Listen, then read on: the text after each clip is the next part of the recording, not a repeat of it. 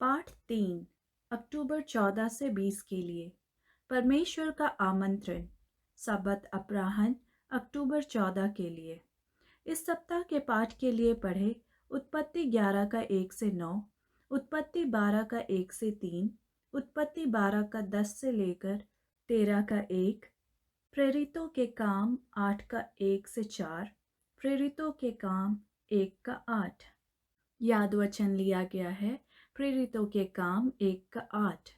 परंतु जब पवित्र आत्मा तुम पर आएगा तब तुम सामर्थ पाओगे और यरूशलेम और सारे यहूदिया और समरिया में और पृथ्वी की छोर तक मेरे गवाह होंगे। परमेश्वर हमें अपना गवाह बनाने के लिए आमंत्रित करता है। कभी कभी वह हमसे ऐसे काम करने के लिए कह सकता है जो हमने पहले नहीं किए हैं। हमें बदलाव से डर लग सकता है। क्या आप जानते हैं कि परमेश्वर इन कठिन अनुभवों का उपयोग अन्य लोगों को बचाने के लिए कर सकता है?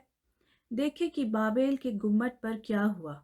परमेश्वर ने बनाने वालों को एक दूसरे को ना समझने दिया। तब लोगों ने बाबुल को छोड़ा।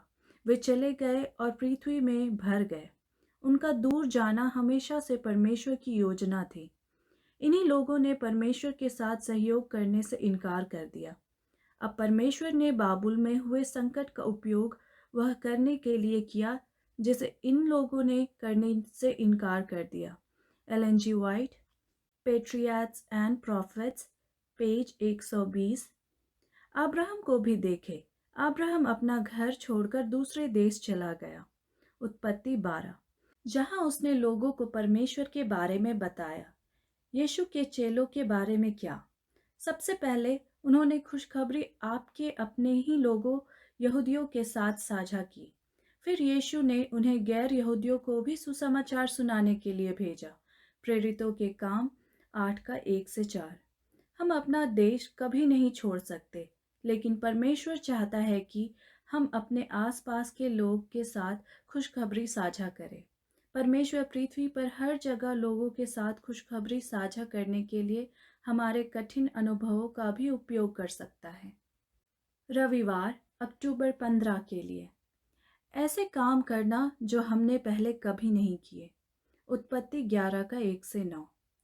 परमेश्वर चाहता है कि हम यीशु के बारे में सुसमाचार को अन्य लोगों के साथ साझा करें। इसलिए कभी कभी वह हमसे ऐसे काम करने के लिए कह सकता है जो हमने पहले कभी नहीं किए। इन बातों से हमें घबराहट या डर लग सकता है। हम उन लोगों के साथ रहना पसंद करते हैं जिन्हें हम जानते हैं, लेकिन यह आदत हमें स्वार्थी बना सकती है। हम इस खतरे के बारे में और अधिक बाबेल की गुम्मट की कहानी से सीख सकते हैं। पढ़े उत्पत्ति 11 का 1 से 9। इस कहानी में लोग क्या करना चाहते थे? परमेश्वर ने उन्हें क्यों रोका? बाबुल के गुम्मट पर लोगों की कहानी हमें दिखाती है कि वे कितना मशहूर होना चाहते थे। उन्होंने पृथ्वी पर सबसे बड़ा शहर और मीनार बनाने की योजना बनाई। उन्होंने कहा, आओ हम अपने लिए एक नगर और एक गुम्मट बना ले जो आकाश तक पहुंचे, तब हम प्रसिद्ध होंगे। उत्पत्ति 11 का 4। आज लोग कितनी बार वही काम करने की कोशिश करते हैं। हो सकता है कि वे कलाकार हो, सरकारी नेता हो, व्यापारी हो या पास्टर हो। वे सभी प्रसिद्ध होना चाहते हैं।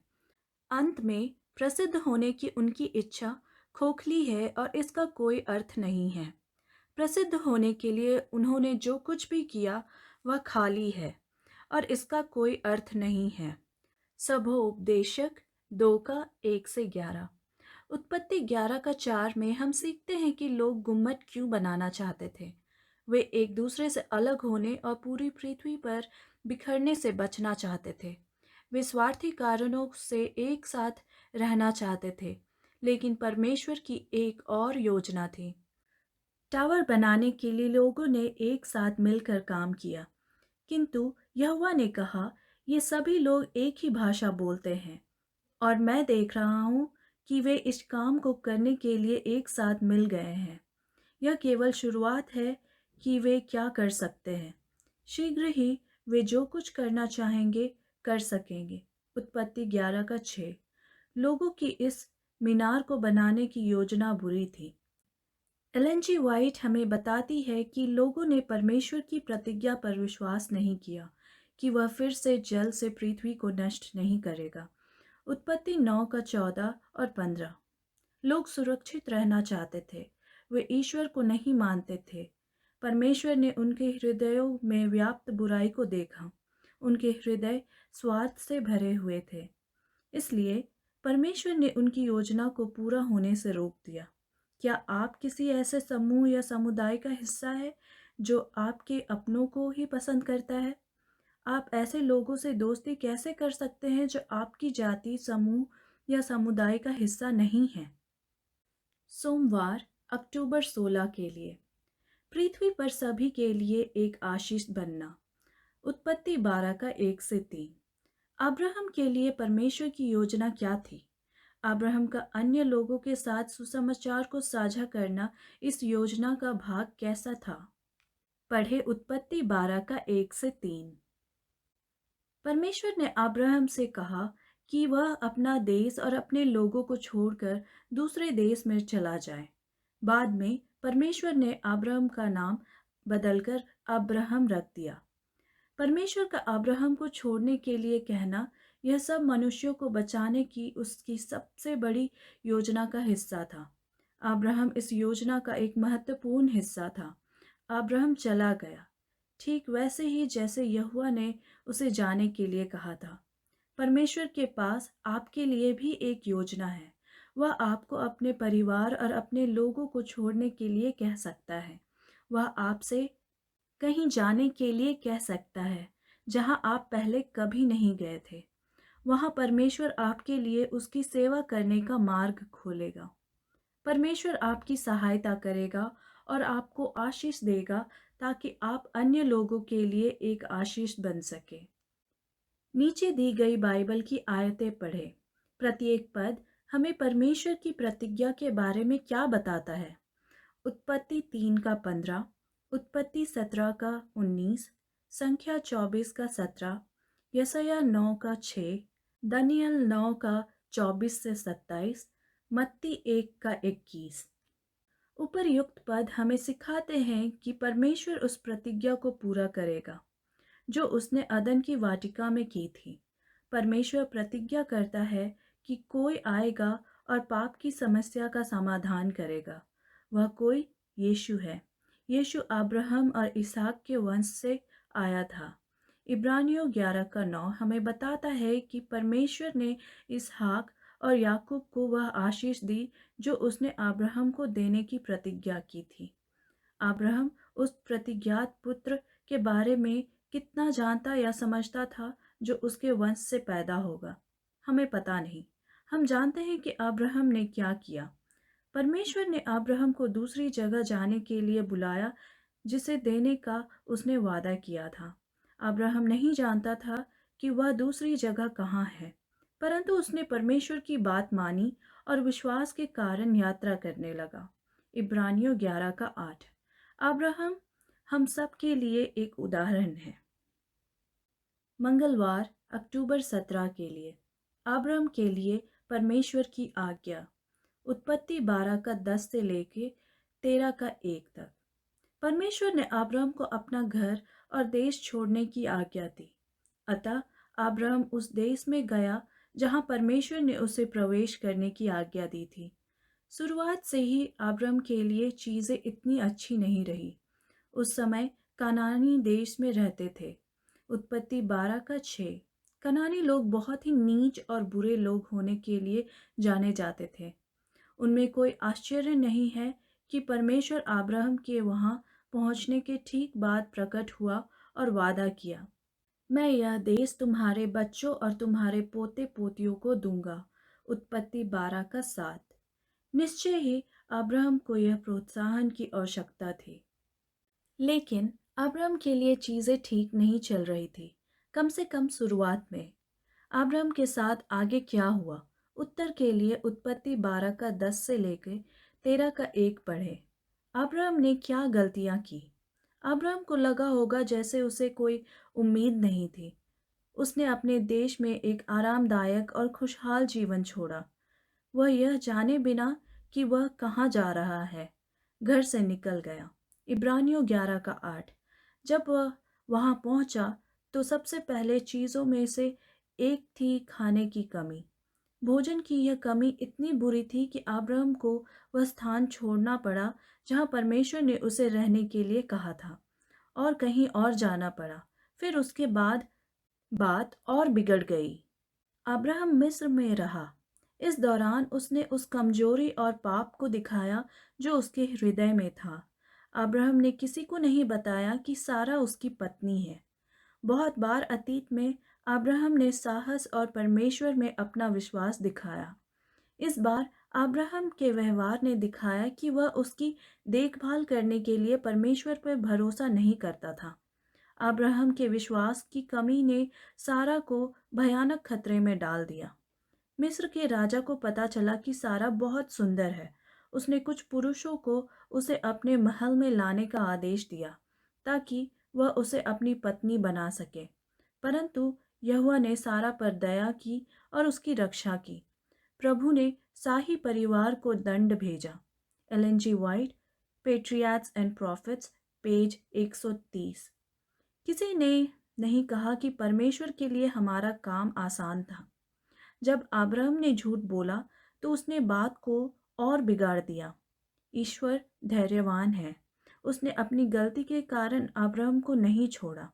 दुख की बात है कि बाद में अब्राहम ने दूसरी गलतियां भी की। अब्राहम की कहानी हमें बहुत उम्मीद देती है। हम गलतियां कर सकते हैं, लेकिन हम विश्वास में प्रभु को थामे रह सकते हैं। हम अपने पापों और गलतियों को क्षमा करने के लिए उस पर भरोसा कर सकते हैं। प्रभु भी अपना काम करने के लिए हमें इस्तेमाल करना जारी रखेगा। बुधवार, अक्टूबर 18। नया नियम, चर्च और परमेश्वर का कार्य। प्रेरितों के काम 8 का 1 से 4। नए नियम की कलीसिया में मसीहियों को यरूशलेम छोड़ने और दूर दराज के स्थानों की यात्रा करने का क्या कारण था? उत्तर के लिए प्रेरितों के काम 8 का 1 से 4 पढ़ें। इस समय तक नए नियम की कलीसिया ज़्यादातर यरूशलेम या यहूदी भूमि में और यहूदी लोगों के बीच में थी। फिर सब कुछ बदल गया। यहूदियों ने यरूशलेम में यीशु के अनुयायियों पर हमला किया। इसलिए यीशु के अनुयायियों ने यरूशलेम को छोड़ दिया और यहूदिया और समरिया के सभी देशों में चले गए। प्रेरितों के काम 1 का 8 में यीशु ने अपने अनुयायियों से कहा, तुम मेरे विषय में यरूशलेम नगर में और यहूदिया और समरिया के सब देशों में और पृथ्वी की छोर हर जगह तक कहोगे। प्रेरितों के काम 1 का 8। यीशु के शब्द ठीक वैसे ही हुए जैसे उसने कहा, जैसा कि हम प्रेरितों के काम 8 का 4 में देखते हैं।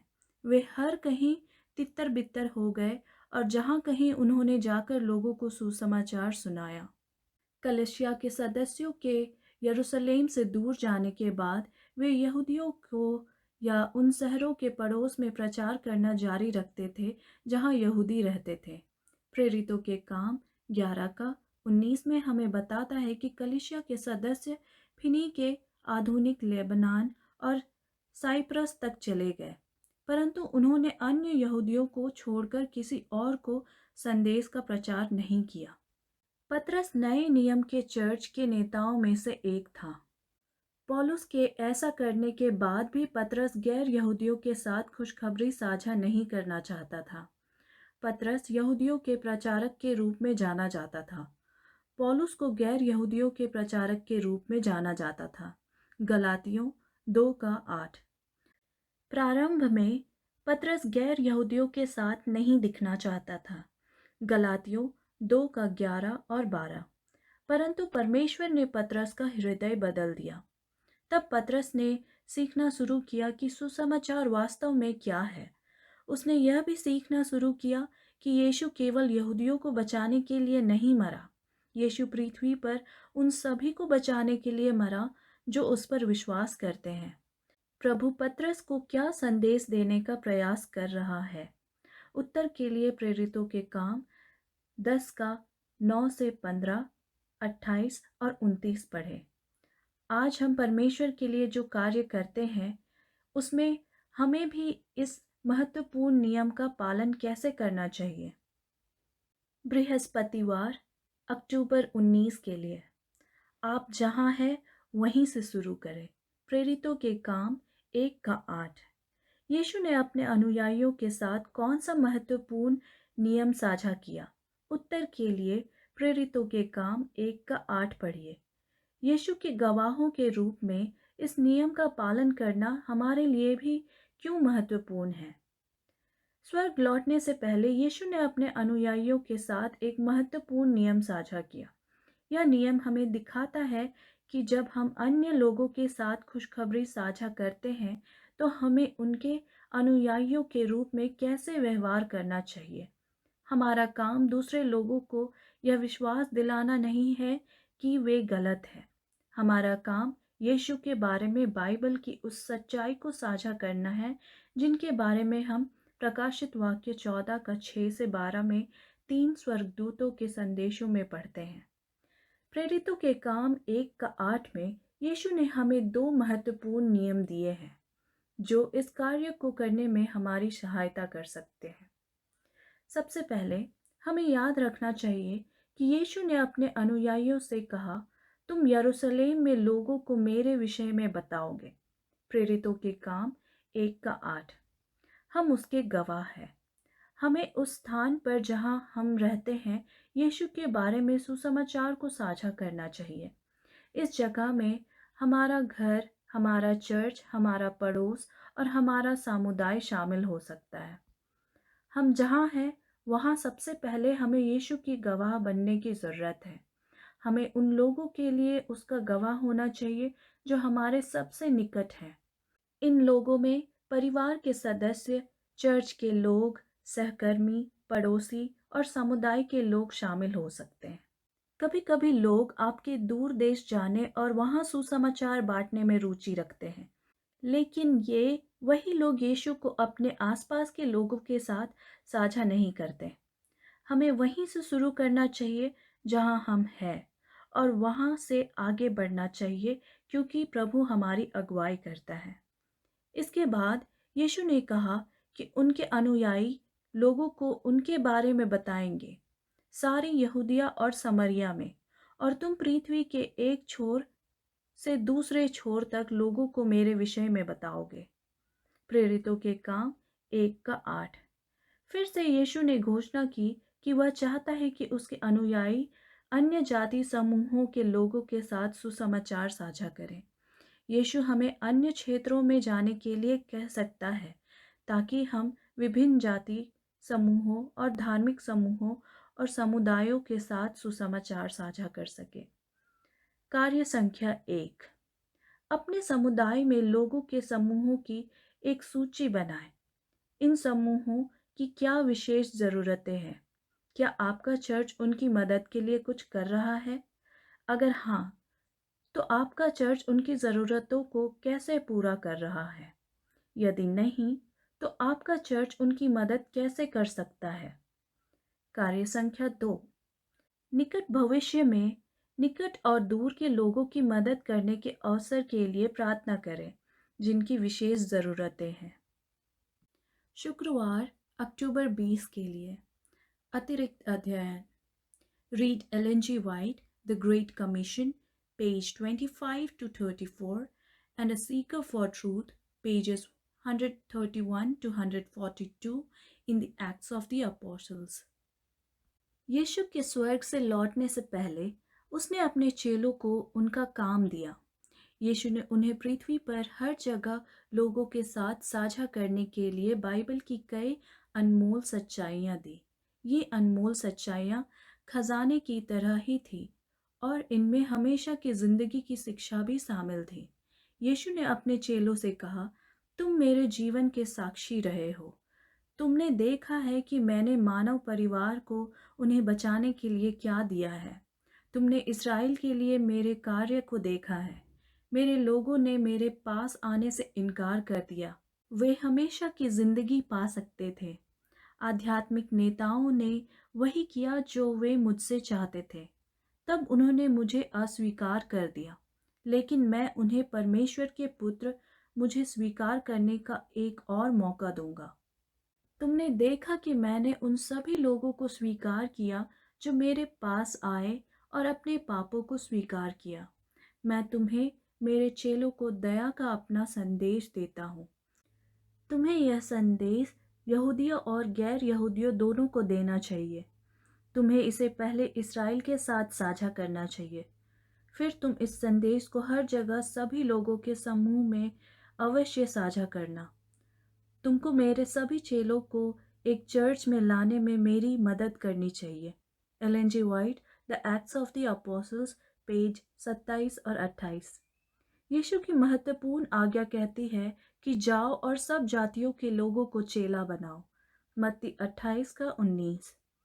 अतः यह कार्य पूरी पृथ्वी पर विभिन्न देशों में अन्य लोगों के पास जाने के बारे में है। यीशु के अनुयायियों को लोगों के उनके पास आने की प्रतीक्षा नहीं करनी चाहिए। उन्हें यीशु से दया के अपने संदेश के साथ लोगों के पास जाना चाहिए। बहुत से लोग परमेश्वर के करीब है जितना हम सोचते हैं उससे कहीं ज़्यादा। यह पृथ्वी अंधकारमय है और पाप से भरी हुई है, लेकिन परमेश्वर के पास बहुत से लोग हैं जो उसके लिए बहुमूल्य रत्नों के समान हैं। परमेश्वर अपने दूतों को इन बहुमूल्य लोगों तक ले जाएगा। हर जगह लोग यीशु के लिए खड़े होंगे।